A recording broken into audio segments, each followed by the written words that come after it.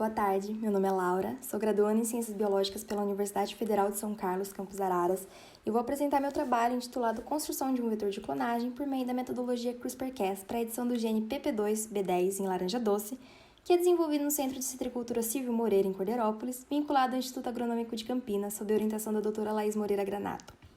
Primeiramente, o que é o HLB? Ela é a sigla para Huanglongbin, também conhecido como greening, e é o mais devastador problema fitossanitário que comete a citricultura no mundo. No Brasil, a espécie Candidatus liberibacter asiaticus, como a gente consegue ver aqui nessa primeira imagem, ela é a mais encontrada e é responsável por causar dano às regiões citrícolas do nosso país. A doença é transmitida pelo psilídeo Diaphorina citri, como a gente consegue ver aqui nessa segunda imagem, durante o processo de alimentação. Em 2020, a gente consegue ver aqui no gráfico aqui embaixo a incidência média no cinturão citrícola do estado de São Paulo e no sudoeste e Triângulo Mineiro de laranjeiras com sintomas do HLB foi de 20,87%, o que corresponde a aproximadamente 41,3 milhões de árvores e a um aumento de 9,7% em relação a 2019. Os sintomas dessa doença incluem, como a gente consegue ver aqui na primeira imagem, folhas com um padrão mosqueado irregular, que vão tender a ficar completamente amareladas, e elas têm uma tendência também a ficar espessas, coriáceas, com nervuras proeminentes, e os frutos eles vão permanecer pequenos, assimétricos, com manchas esverdeadas, com a columela arqueada e com sementes abortadas. Devido a isso, o HLB ele leva à queda da qualidade do fruto e, consequentemente, da produtividade.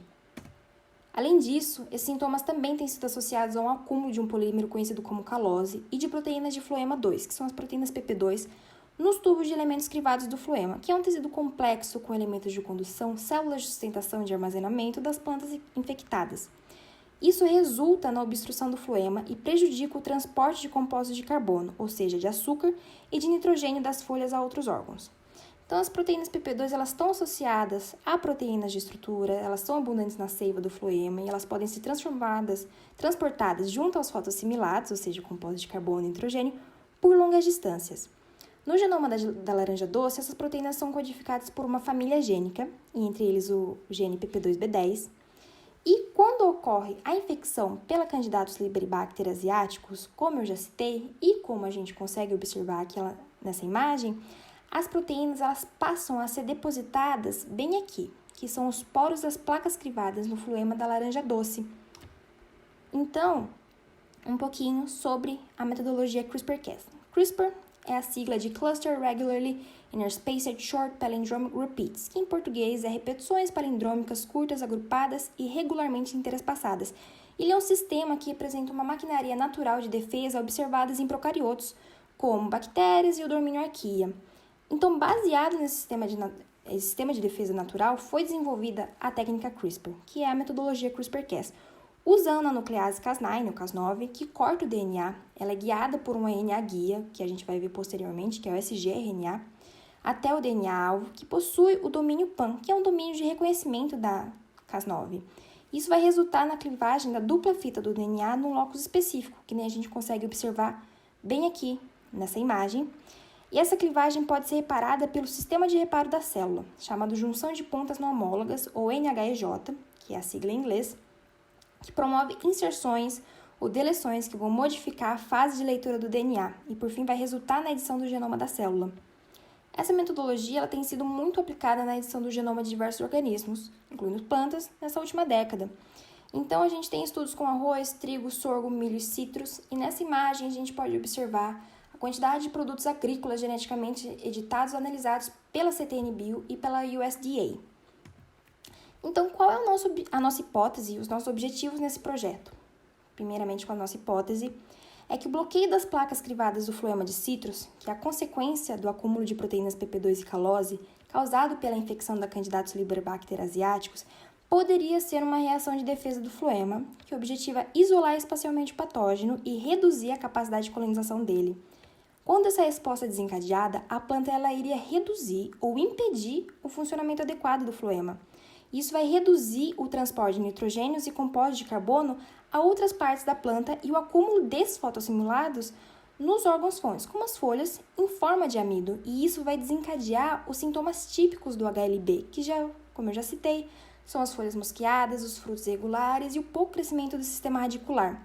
Então, como a gente não sabe totalmente o verdadeiro papel das proteínas PP2 na defesa contra patógenos intracelulares, para verificar ou confirmar o papel das proteínas na defesa contra essa bactéria, a gente vai, assim como a redução dos sintomas do greening em laranja doce e desenvolver plantas geneticamente modificadas que sejam mais tolerantes a essa doença, a gente vai realizar o nocaute dos genes que codificam as proteínas PP2 através da metodologia CRISPR-Cas. Agora, sobre a parte de material e métodos e resultados, para que todo esse processo seja possível, o primeiro passo é a construção do vetor para a edição do gene PP2B10, que é o trabalho apresentado hoje. E como que esse gene foi escolhido? Porque ele apresentou uma grande expressão em RT-qPCR e análise do sequenciamento de RNA em trabalhos anteriores do grupo. Então, como a gente pode observar aqui na figura a análise filogenética das proteínas PP2 de citrussinenses. Então, posteriormente, elas foram analisadas junto a outros genes aqui, da análise filogenética, e o gene PP2B10, ele apresentou uma grande expressão, né? Então, esse é o motivo de ele ter sido escolhido. Então, primeiramente, a sequência-alvo ela foi selecionada no banco de dados de genoma de citrus, que está disponível nesse site. E essa sequência ela foi utilizada para design dos sgRNAs. E aí a gente fez isso através de um programa específico para genomas de plantas, que é o que está mostrando aqui na tela, que é o CRISPR-P, que procura todos os sgRNAs de 20 pares de bases, seguidos pela sequência 5 linhas NGG, que é a sequência PAN, nas fitas forward e reverse, na sequência do gene de interesse. E após isso, o programa ele vai alinhar os sgRNAs com o genoma total de citrus, a fim de encontrar os possíveis off-targets, né? Que é o que a gente pode ver aqui bem pequenininho na imagem. Então, dos possíveis sgRNAs encontrados pelo programa, foram selecionados esses dois aqui que estão sendo representados. Foi utilizado o vetor PDirect22C para a clonagem dos sgRNAs selecionados, porque ele possui o sistema de processamento que permite a inserção de múltiplos guias no vetor base, e isso possibilita promover a edição de várias regiões de um mesmo gene para aumentar a probabilidade de ocorrer mutações pela sequência, e o que vai favorecer o nocaute da função dele. Para a clonagem nesse vetor, foi necessário incluir sítios específicos nos primers que amplificaram esses sgRNAs. Então, foram incluídos os nucleotídeos de ATT nos primers para os sgRNAs forward e a AC nos primers para o sgRNA reverse. Então, aqui nessa figura, a gente tem o vetor PDirect22C e ao lado nós temos os primers forward e reverse para o sgRNA1 e forward e reverse para o sgRNA2, com as sequências aqui que a gente está procurando, os nucleotídeos, em vermelho. Foram realizadas PCRs para amplificar parte do gene onde foi desenhado nos sgRNAs, que é o que está sendo mostrado aqui para a gente na figura A, que é a amplificação dos sgRNAs. E as reações são purificadas, aqui um vetorzinho de Eppendorf, e elas são clonadas num vetor através do método de Golden Gate. O que é o método de Golden Gate? Ele é um método que possibilita a inserção de múltiplos fragmentos de DNA simultaneamente, usando duas enzimas específicas do vetor.